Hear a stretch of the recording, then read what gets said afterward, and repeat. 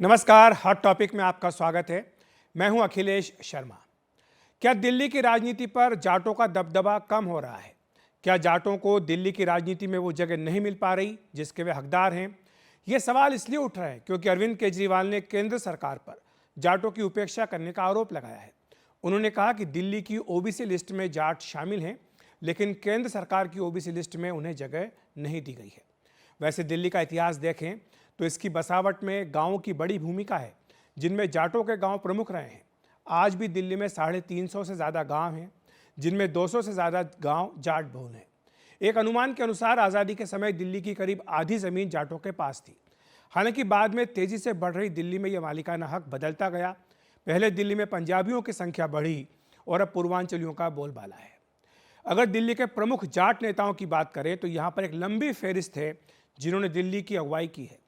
चौधरी मीर सिंह टोकस ये मुनीरका से नुमाइंदगी कर चुके हैं। चौधरी दिलीप सिंह कांग्रेस के दिल्ली देहात से 2 बार सांसद रह चुके हैं। चौधरी मांगेराम बिजवासन से कार्यकारी पार्षद रह चुके हैं। चौधरी हीरा सिंह नरेला से कार्यकारी पार्षद रह चुके हैं। चौधरी योगानंद शास्त्री ये कांग्रेस की शीला दीक्षित सरकार में मंत्री भी थे और विधानसभा के अध्यक्ष भी। चौधरी बलवान सिंह सोलंकी इनका नाम भी प्रमुख है। और आपको ये बता दें कि दिल्ली को साहेब सिंह वर्मा के रूप में बीजेपी ने पहला जाट मुख्यमंत्री दिया था।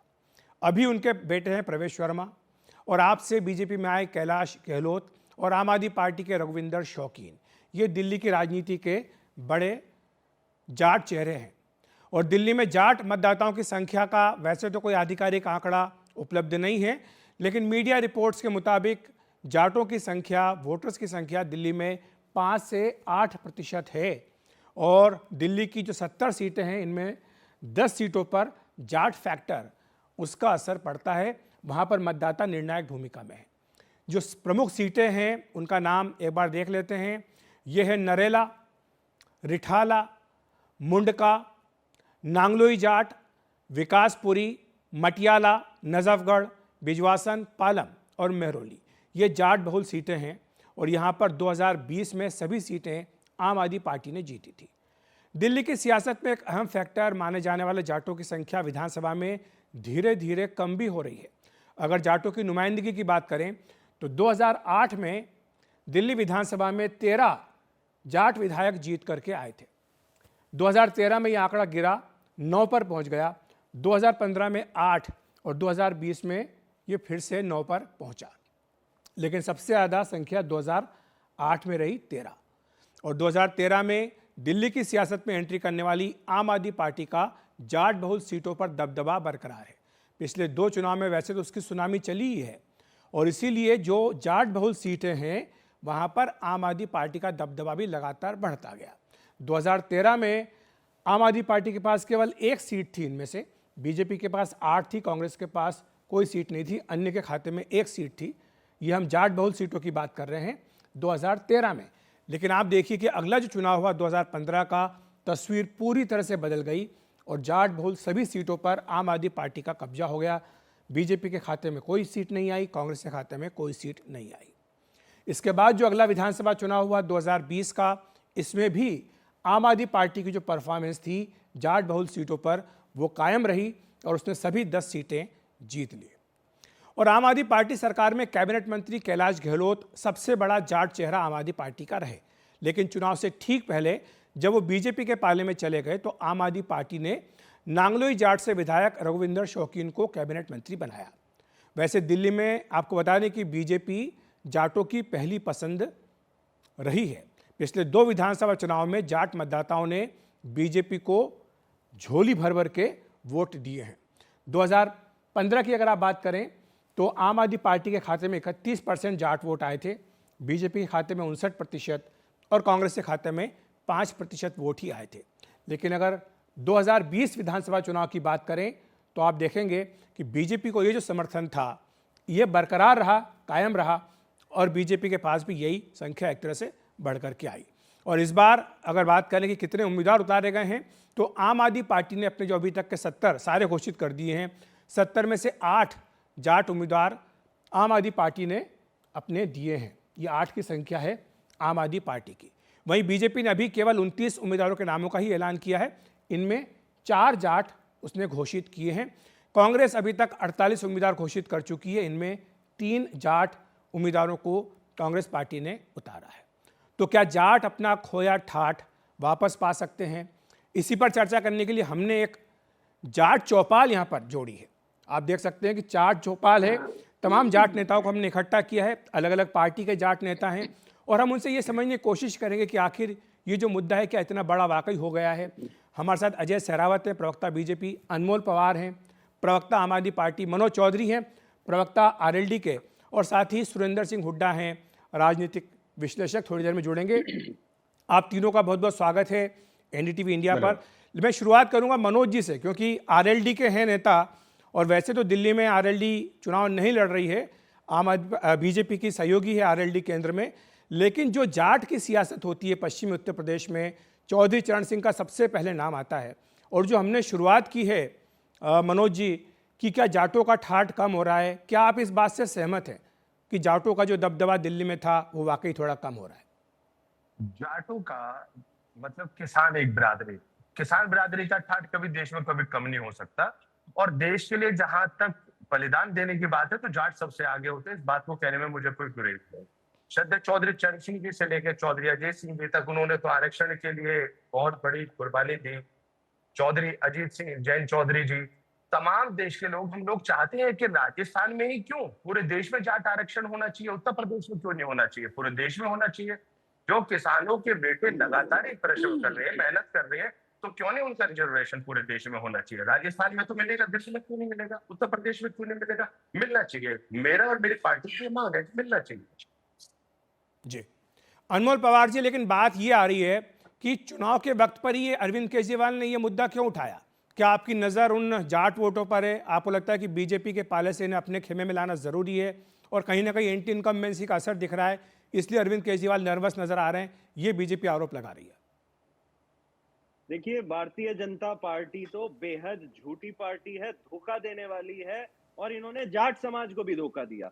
2015 में मोदी जी ने ये बैठक की थी जिसमें एक पैनल का गठन किया गया था अरुण जेटली की अध्यक्षता में, कि भाई हम जो है जाटों को रिजर्वेशन देंगे। जब सुप्रीम कोर्ट ने ये कहा था कि जाट समुदाय को, जाट समाज को जो है वो सेंट्रल लिस्ट में नहीं लाया जा सकता, उसके बाद मोदी जी ने आश्वासन दिया 2015 में।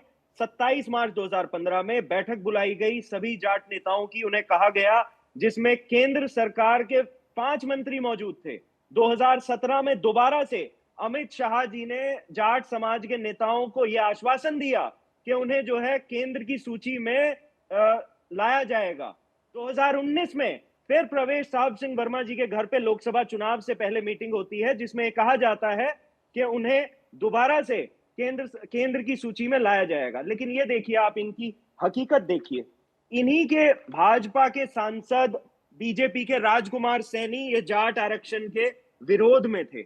और दूसरा, आप ये दिखाइए जरा जूम करके अपने दर्शकों को, इसमें इनकी सच्चाई पता चलेगी। राज्यसभा में सवाल पूछा गया, और मैं सवाल पढ़ के सुनाऊंगा ताकि आपके दर्शकों को पता चले कि कैसे भारतीय जनता पार्टी हमेशा जाट समाज के खिलाफ काम करती आई है। इनसे सवाल पूछा गया, whether the national commission for backward classes has opposed the grant of OBC status to Jat and if so the details thereof. और जो सबसे जरूरी सवाल है, whether the government is again considering to provide reservations to Jat and if so the details thereof। इनका जवाब था, the national commission had recommended against inclusion of Jats in the central list and no such proposal is under consideration। फिर क्यों आपने जाट समाज के लोगों को धोखा दिया? क्यों आपने उन्हें बार बार मीटिंग बुला के कहा कि हम आपको केंद्र की सूची में लाएंगे दोबारा? आप जवाब दीजिए अब। ठीक है, अजय सहरावत जी हमारे साथ हैं, आपने सुन लिया अनमोल पवार जी जो एक के बाद एक तमाम तरह के आरोप लगा रहे हैं, कई सवाल पूछ रहे हैं, कह रहे हैं कि आखिर बीजेपी ने अपने वादे को पूरा क्यों नहीं किया? जी अखिलेश जी, मैं सुन रहा था अनमोल जी को ध्यान से। बड़ा हास्यास्पद है कि 10 साल की सरकार के बाद अचानक से चुनाव के 25 दिन पहले इनको जाटों की याद आई है। पिछले 11 साल में, 10 साल के कार्यकाल में हमने कभी केजरीवाल जी के मुंह से ना तो माननीय स्वर्गीय साहिब सिंह वर्मा जी का कभी नाम सुना है, ना ही कभी जाटों के लिए कोई चिंता सुनी है।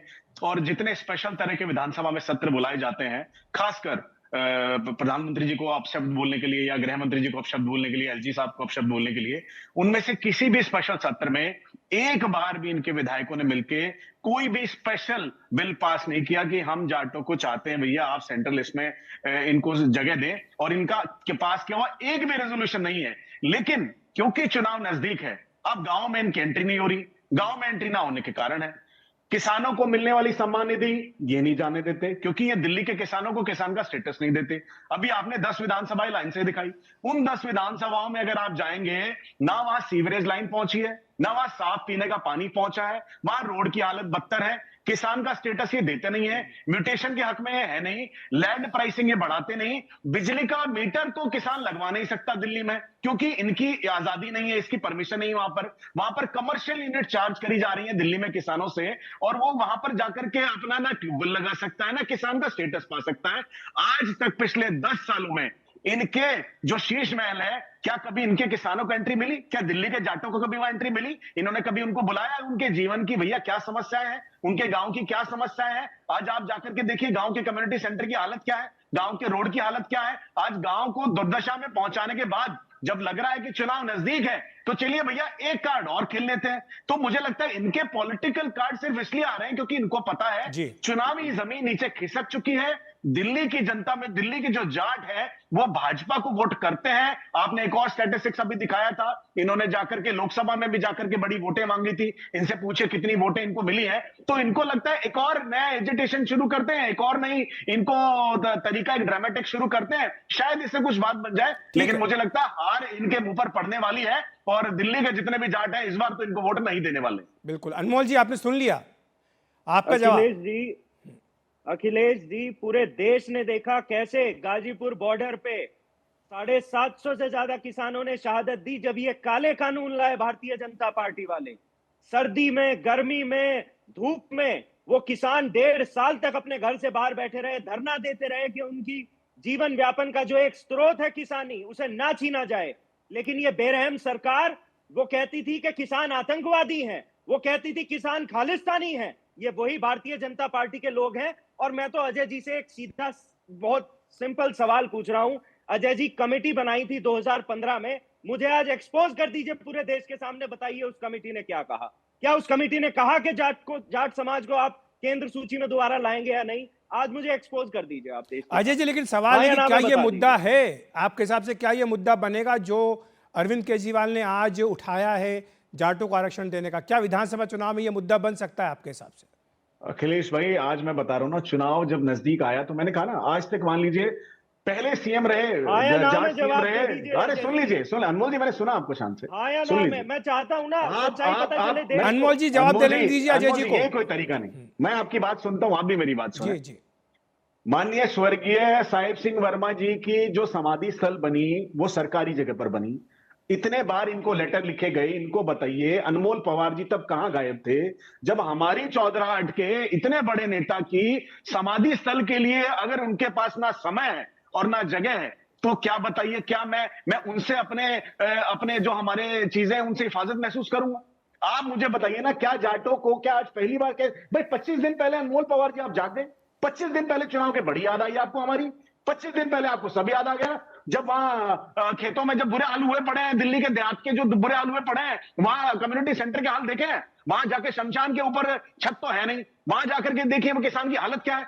आप जो एक भी केंद्र की सुविधा आप लेने नहीं देते। दिल्ली के किसान की आपने हालत खराब कर रखी है, दिल्ली के जाटों की आपने हालत खराब कर रखी है। गांव में गली में सीवरेज नहीं है। आप अनमोल पवार जी, आपको शर्म नहीं आती? तो आप 25 दिन बैठ के आप जांच की राजनीति करना चाहते हैं, क्या आप उनके गांव में जाकर के नहीं देखेंगे एक बार? अजय जी माफी चाहता हूं, समय की कमी है। आपको ये जातीय राजनीति आज करनी है? दे नहीं रहे, नहीं, आपको आज करनी है। जवाब नहीं है। आप बताइए ना, आपने विधानसभा में कितने, मैं बताता हूँ, सुन लीजिए। मैं आप दोनों को रोकूंगा, मैं मनोज जी के पास जाना चाहता हूँ। सुन लीजिए मनोज जी के पास जाना चाहता हूं, समय की कमी है। मनोज जी, जाते जाते आपसे समझना चाहेंगे, शुरुआत में आपने कहा कि जाट जो है वो किसान है, पूरे देश को किसानों पर गर्व है।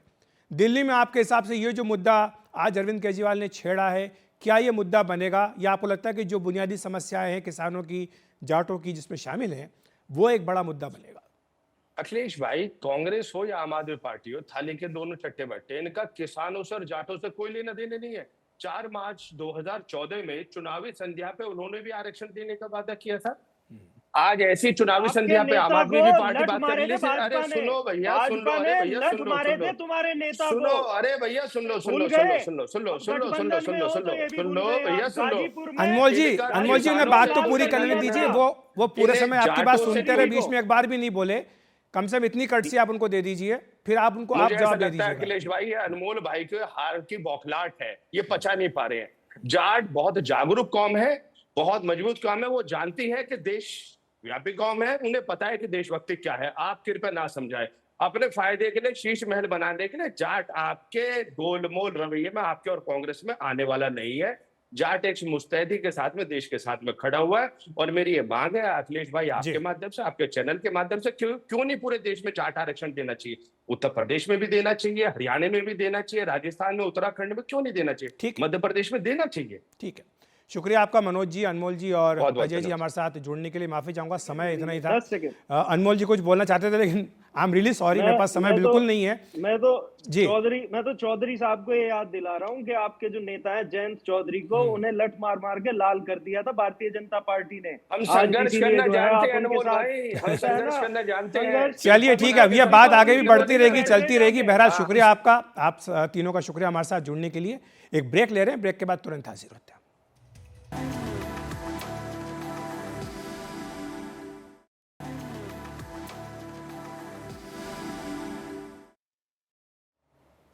अरविंद केजरीवाल ने आज जाट कार्ड चलते हुए उनके आरक्षण का मुद्दा उठाया। इस पर बीजेपी और कांग्रेस दोनों ने पलटवार किया है। ओबीसी लिस्ट में, दिल्ली सरकार की ओबीसी लिस्ट में जाट समाज का नाम आता है। केंद्र सरकार की एक ओबीसी लिस्ट है। केंद्र सरकार की ओबीसी लिस्ट में दिल्ली का जाट समाज नहीं आता। तो दिल्ली यूनिवर्सिटी में जब बच्चे एडमिशन लेने जाते हैं तो उसमें दिल्ली के जाट समाज को रिजर्वेशन नहीं मिलता।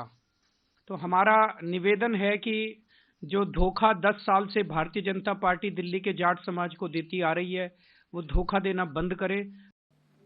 इन्होंने अगर जाटों के लिए कोई भी काम किया होता तो आज इनको चुनाव से ठीक 25 दिन पहले जाटों की याद नहीं आती। मैं अरविंद केजरीवाल से पूछना चाहता हूं कि आप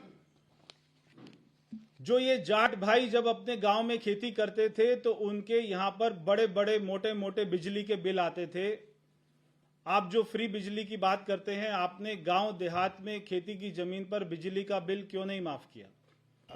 मतलब अजीब बात है। पहली चीज़ तो जाट तो पिछले 10 साल से दिल्ली में हैं, इनको 10 साल से नहीं जागे, ये तो मुख्यमंत्री रहे। और दूसरा, ये तो भाई संविधान की आप शपथ खाकर मुख्यमंत्री बने थे। संविधान में एक तरीका है, अगर आपको कोई भी नई समुदाय को या समाज को किसी भी रिजर्वेशन में जोड़ना पड़ता है तो उसका एक तरीका होता है। हर राज्य का अपना कमीशन होता है, ओबीसी कमीशन होगा, भारत का एक ओबीसी कमीशन होता है, राज्य सरकार उसको रिकमेंडेशन दे सकती, तो वो सब काम करिए ना। राजनीतिक चिट्ठी लिखने से थोड़ी हो जाता है। तो हॉट टॉपिक में आज इतना ही। नमस्कार।